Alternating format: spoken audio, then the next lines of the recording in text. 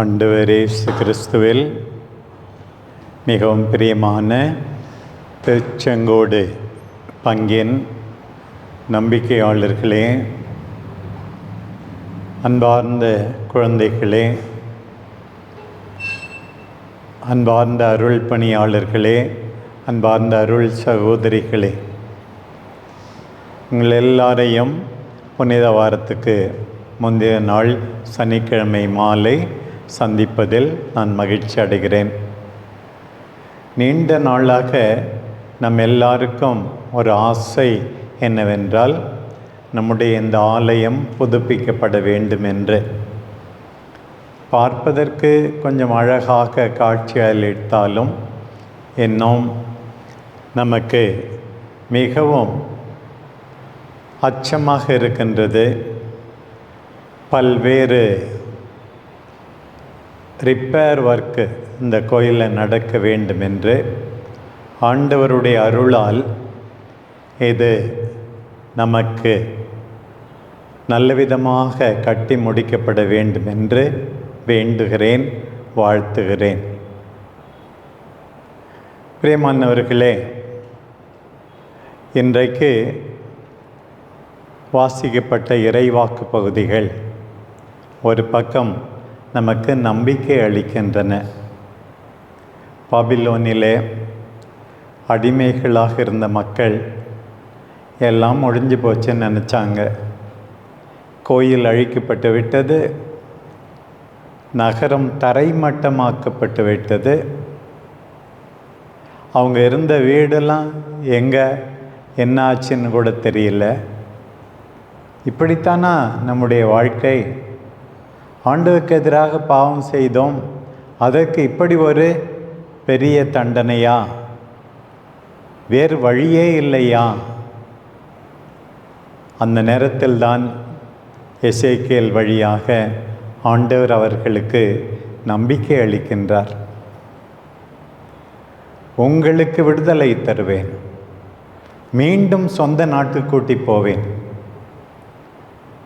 உங்களுக்கு ஒரு கோயில், உங்களுக்கென்று ஒரு அரசர், அதுவும் கடைசி காலத்தில் இருந்த அரசர்களைப் போலல்ல, தாவீது காலத்தில், சாலமோன் காலத்தில் இருந்தது போல வடக்கு தெற்கு இஸ்ராயேல் யூதா எல்லாம் சேர்ந்து ஒரே அரசாக மாறுகின்ற நிலையை நான் உண்டு பண்ணுவேன், புது வாழ்வு கொடுப்பேன் ஆண்டவர் சொல்வது. பிரியமான திருச்செங்கோடு பங்கு மக்களே, உங்களுக்கும் எவ்வளோ கவலைகள், வருத்தங்கள், வேதனைகள், அச்சங்கள், பிரச்சனைகள் இருக்கலாம். ஆண்டவர் இன்றைக்கே உங்களுக்கும் எனக்கும் நம்பிக்கையூட்டுவதாக நாம் புரிந்து கொள்ள வேண்டும். புது வாழ்வு கொடுப்பேன், உங்களை ஒன்றாக்குவேன், உங்களுக்கு மகிழ்ச்சியை தருவேன் என்று ஆண்டவர் சொல்லுகின்ற செய்தி எவ்வளோ ஆறுதலாக இருக்கிறது. இந்த நற்செய்தி பகுதி மார்த்தா மரியா இவர்களுடைய அன்பான சகோதரன் இறந்து விட்டான். உங்களுக்கு தெரியும், சென்ற ஞாயிற்றுக்கிழமை வாசிக்கப்பட்டது. உள்ளத்தை உருக்குகின்ற ஒரு பகுதி, அதனுடைய தொடர்ச்சி தான் இன்றைய நற்செய்தி பகுதி. உங்களுக்கே தெரியும் எப்படி ரெண்டு சகோதரிகளுமே சொல்லி வைத்தது போல, ஆண்டவரே நீர் இங்கே இருந்திருந்தால் என் சகோதரன் இறந்திருக்க மாட்டான் என்று சொல்லி அழுதார். அதுவும் இரண்டாவது முறையாக மரியா அழுதபோது மக்கள் எல்லாரும் அழுதார்கள், ஆண்டவர் இயேசுவே அழுதார். யோவான் நற்செய்தி 11:35 பைபிள்லேயே சின்ன வசனமா என்னன்னா, அவர் அழுதார் என்ற ரெண்டு வார்த்தையை வச்சு ஆண்டவர் அழுதார். போய் கல்லை அப்புறப்படுத்துங்கள் என்றார். தந்தையை நோக்கி ஜெபித்தார். லாசரே வெளியே வா என்று சொன்னார். கட்டுகளை அவிழ்த்து விடச் சொன்னார். மகிழ்ச்சி. இந்த நற்செய்தி பகுதி எப்படி ஆரம்பித்தது? லாசருக்கு மீண்டும் உயிர் கொடுத்ததால் எல்லாரும் ஆண்டவரில் நம்பிக்கை கொண்டார்கள். இதை பார்த்து ஒரே பயம் அந்த காலத்து மக்கள் தலைவர்களுக்கு. எல்லாரும் இந்த இயேசுவிடம் ஈர்க்கப்படுகின்றார்களே. பிரியமானவர்களே, இந்த கோயில் கட்டுறதெல்லாம் எதுக்காக? இறை வார்த்தை முழங்கப்பட, நற்கருணை கொண்டாடப்பட, மற்ற அருளடையாளங்கள் நிறைவேற்றப்பட, எல்லாரும் ஆண்டவரிடம் ஈர்க்கப்பட. We need to be attracted to Jesus. ஆண்டவரிடம் நாம் எல்லாரும் ஈர்க்கப்பட வேண்டும். இதை பார்த்துட்டு தான் அவங்களுக்கெல்லாம் எரிச்சலாக வருது, கோபமாக வருது. இதை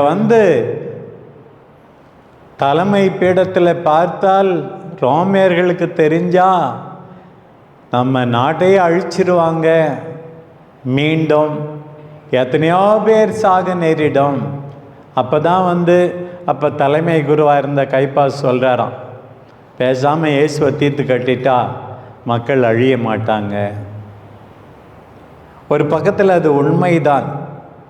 நம்ம எல்லாருக்காகவும், உங்களுக்காக, எனக்காக, அந்த யூத மக்களுக்காக மட்டுமல்ல, உலகில் உள்ள எல்லாருக்காகவும் இயேசு தன்னுடைய உயிரை கொடுக்கிறார்.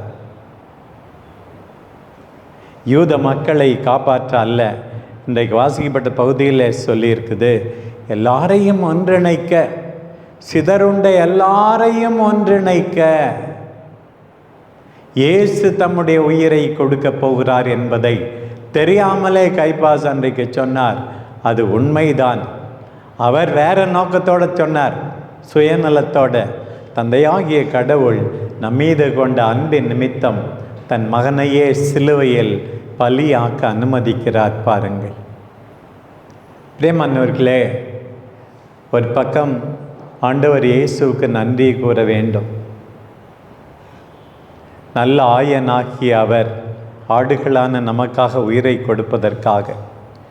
இன்னொரு பக்கம் நம்முடைய வாழ்வே இதுதான். என்ன? எல்லாரையும் ஒன்றிணைப்பது.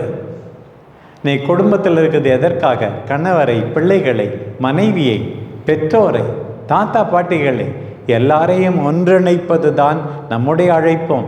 ஆண்டவர் இயேசுனுடைய அழைப்பு மட்டுமல்ல. நம்முடைய உயிரை கொடுத்து, திறமைகளை கொடுத்து, நேரத்தை கொடுத்து, பொருட்களை கொடுத்து ஒரு விதத்தில் இந்த ஆலயத்தை கட்டி எழுப்புகிறோம் என்றால் எல்லாரும் ஒன்றாயிருக்க வேண்டும், எல்லாரும் மீட்பு பெற வேண்டும், எல்லாரும் வாழ்வு பெற வேண்டும். அதற்காகத்தான் நாம் வாழ்வதன் நோக்கமே பிரித்தாழ்வதற்காக அல்ல, மக்களை ஒன்றிணைப்பதற்காக. தொலைக்காட்சியில் சில சீரியலில் பார்த்துருப்பீங்க, சில பேர் எப்படா சண்டை மூட்டி உள்ளான்னு பார்ப்பாங்க. அது நம்முடைய வாழ்வு கிடையாது. இன்றைய முதல் வாசகம் எசேக்கியேலிருந்து, உங்களை ஒரே மக்களாக ஒன்று சேர்க்கப் போகிறேன், உங்களுக்கு ஒரே அரசர். இன்றைக்கு ஆண்டவரை பற்றி சொல்லப்பட்டிருக்கிறது, எல்லா மக்களையும் ஒன்றிணைக்க ஆண்டவர் உயிரை கொடுக்க போகிறார் என்று. பிரியமானவர்களே, எல்லாரும் ஒன்றாயிருப்பதை கண்டு மகிழ்வோம். நம்முடைய பள்ளியிலே, நிறுவனங்களிலே, வீட்டிலே, பங்கிலே நாம் எல்லாரும் ஒன்றாயிருக்க ஆண்டவரை போல நம்முடைய உயிரை கொடுப்போம், பொருட்களை கொடுப்போம், நேரத்தை கொடுப்போம், திறமைகளை கொடுப்போம். நம் அன்பு தாய் அன்னை கன்னிமரியா நாம் எல்லாரும் ஒன்றாயிருக்க வேண்டும் என்று ஆசிக்கின்ற தாய், மன்னிக்கின்ற தாய், சிலுவையில் தன் மகனை அறைந்தவர்களையும் தன்னுடைய பிள்ளைகளாக ஏற்றுக்கொண்ட தாய், சமாதானத்தின் அரசி. அந்த தாயின் பொறுமை, கனிவு, தியாகம் நம் உள்ளத்தை தொடுவதாக, திருச்செங்கோடு பங்கு வளர்வதாக, நம்முடைய புனித அந்தோணியார் பள்ளி வளர்வதாக, நம்முடைய எஃப்எஸ்எம் அருள் சகோதரிகள் எல்லாரும் அர்ப்பணத்திலும் பிறன்பு பணியிலும் சிறந்து விளங்குவார்களாக. திருச்செங்கோட்டிலும் இந்த பங்கை சார்ந்த மற்ற கிராமங்களிலும் இருக்கிற மக்கள் அவர்கள் இதயம் விரும்பி தேடுவதை பெற்றுக்கொண்டு குடும்பத்திலும் சமூகத்திலும் ஒற்றுமையை வளர்ப்பார்களாக.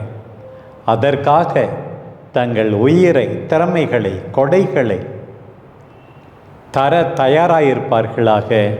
ஆமேன்.